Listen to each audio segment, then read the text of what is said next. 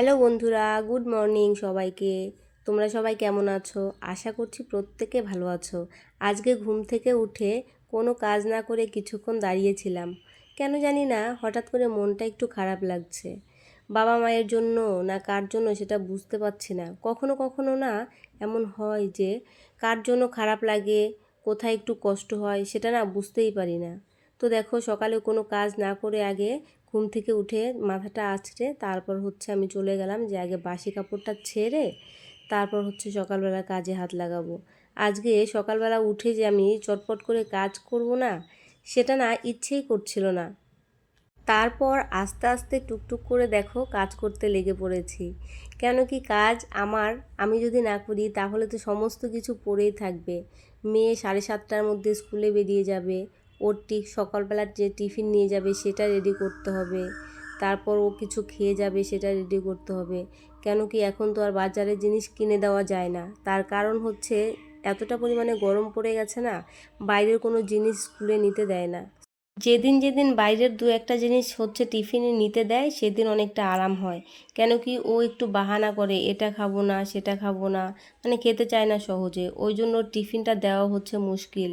কেন কি আবার জাঙ্ক ফুড নিতে দেয় না, মাঝে মধ্যে ধরো মাসে একবার কি 2 মাসে একবার এমনভাবে নেওয়া যায়। তো ও বাজারে যদি একটু পরোটা কিনে দিই, আমি বাড়িতে যদি পরোটা বানিয়ে দিই সেটা নাকি ভালো হয় না, তাকে বাজারের জিনিস ভালো। তারপর কখনো কখনো বাজারে পরোটা বা লুচি কিনে দিই। তো সকালবেলা আমি যে বাসনগুলো র্যাকে তুলে নিলাম, এই বাসনগুলো আমি রাতেই ধুয়ে রেখেছিলাম সব। কেন কি ধুয়ে রাখলে পরে কি অনেকটা সকালবেলা কাজের সুবিধে হয়। আর যে দু একটা বাসন ছিল সেটা আমার বর অনেকটা লেট করে এসেছিলো বাড়িতে, তো সেই বাসনগুলোই দু একটা ছিল সেটাই আমি ধুয়ে তারপর চলে যাব জল ভরতে। এই জলটা যদি আমি সকালবেলা না ফ্রিজে ঢুকিয়ে রাখি তাহলে হবে কি, সারাটা দিন মানে গলাটা শুকিয়ে উঠবে।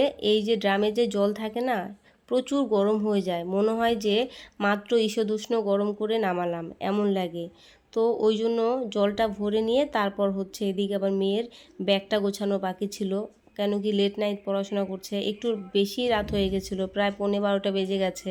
তো বাচ্চা মানুষ তো মাত্র ক্লাস 4-এ পড়ে, ওর পক্ষে একটু বেশি রাত হয়ে গেছে সেটা। তারপর আমি আর বই গুছাইনি, ওকে খাইয়ে দিয়ে ঘুম পাড়িয়ে তারপর আমি নিজে খেলাম। খেতে তো হয় একাই, কেন কি আমার বর অনেকটা লেট করে আসে। তারপর দেখো সকালবেলা আমার মেয়ে স্কুলে চলে যাওয়ার পরে তারপর আমি আমার বরের জন্য চা বসিয়ে দিয়েছি। আজকে আর চায়ের সাথে তেমন কিছুই করব না। কেন কি চা দিয়ে বিস্কিট দিয়ে খেয়ে নেবে, তারপর আবার ধরো একটু আম মুড়ি মেখে দেবো, ব্যাস ওটা খেয়ে ও চলে যাবে।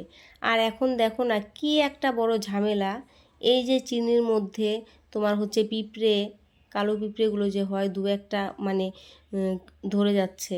তো অনেকে বলে যে লবঙ্গ দিলে নাকি ধরে না, আমি কিন্তু না লবঙ্গ দিয়ে দেখেছি তবুও না হয়। কারোর যদি জানা থাকে যে কি কারণে হয় বা কি দিলে পরে ওটা আর ধরবে না পিঁপড়েটা, আমাকে কমেন্ট করে জানাবে, ঠিক আছে? এটা আবার আমার নিজের জন্য একটু টিফিন করে নিয়েছিলাম। তারপর দেখো আজকে দুপুরে রান্নাটা আমি একটু দেরি করেই বসাবো। কেন কি বাথরুমটা না মানে নোংরা তো তেমন হয়নি বললেও তোমার সপ্তাহে 2-3 দিন আমি পরিষ্কার করি। তো আজকে আবার সপ্তাহে একদিন করে যে বালতিগুলো আছে যেগুলো আমাদের ব্যবহার করা হয় বাথরুমে ঘর মোছার জন্য, তো সেগুলো ভালো করে ধুয়ে পরিষ্কার করে নিব।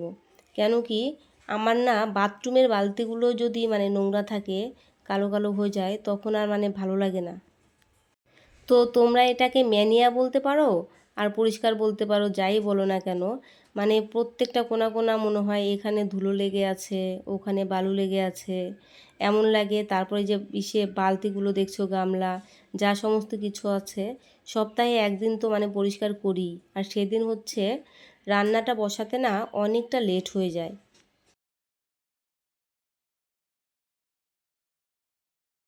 তো তোমাদের সাথে গল্প করতে করতে দেখো আমার বালতি গামলা যে আছে সমস্ত কিছু মাজা মোটামুটি হয়ে গেল।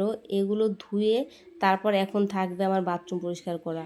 এটা করতে তো আরও বেশি টাইম লাগবে, এই কোনায় ও কোনায়, তারপর আবার হাত পৌঁছায় না উপরে, নানান ঝামেলা। আবার কখনো কখনো তোমার আমার বড় করে দেয়, ও যখন করে দেয় তখন একদম উঁচুতে মানে করে দেয় আর কি, অতটা উঁচুতে তো আমার হাতটা ভালো করে পৌঁছায় না, তো আমি হচ্ছে অনেক উঁচু পর্যন্ত পরিষ্কার করতে পারি না। তো দেখো আমি হচ্ছে সামান্য আগে ফ্লোরটা কোনো রকম একটুখানি মানে পরিষ্কার করে নিয়ে জামা কাপড়গুলো আগে কাচবো, তারপর হচ্ছে আমি ভালো করে পরিষ্কার করব। তো যাই হোক, একটা কথা কি, একার সংসারে প্রচুর কাজ, প্রচুর কাজ। আমি যখন বিয়ে করে আসি তখন আমি কিচ্ছু পারতাম না, টোটালটাই মানে নিজের হাতে মানে করে সমস্ত কিছু করতে হয়েছে। আমি জানতামই না কিভাবে রান্না করে, কিভাবে ইসে করে, আমাকে তেমন কিছু করতেই হয়নি বাড়িতে। তো দেখো, আগে কি করেছি না করেছি সেটা বড় কথা না, বড় কথা হচ্ছে এখন আমি সমস্ত কিছু পারি। এমন কোনো কাজ নেই যে এখন আমি দিলে পারবো না হয়তো বা। আমি কেন, আসলে এটা প্রত্যেকটা মেয়েই পারবে, যে যেমন পরিস্থিতিতে যাবে ঠিক তেমনভাবে মানিয়ে নিবে। এটা প্রত্যেকটা আমরা মেয়েদের মানে এটাই হচ্ছে ধর্ম কর্ম যাই বলো না কেন, প্রত্যেকটা মেয়ে এটা পারে, তাই না? আর একটা কথা বলছি, এই প্ল্যাটফর্মে অনেকটা স্বপ্ন নিয়ে আমি এসেছি, জানি না কোনো দিন কখনো সফলতা আসবে কি আসবে না। তোমাদের কাছে প্রত্যেকের কাছে রিকোয়েস্ট, সবাই একটু সাপোর্ট করো, পাশে থেকো। আমার ভিডিও যদি তোমাদের ভালো লেগে থাকে তাহলে আমাকে সাবস্ক্রাইব করো। এতক্ষণ ধরে যারা আমার মানে ধৈর্য সহকারে আমার ভিডিওটা দেখলে তোমাদের প্রত্যেককে অসংখ্য ধন্যবাদ। সত্যি বলছি, মন থেকে প্রত্যেককে অসংখ্য ধন্যবাদ। সবাই এভাবেই আমার পাশে থেকো।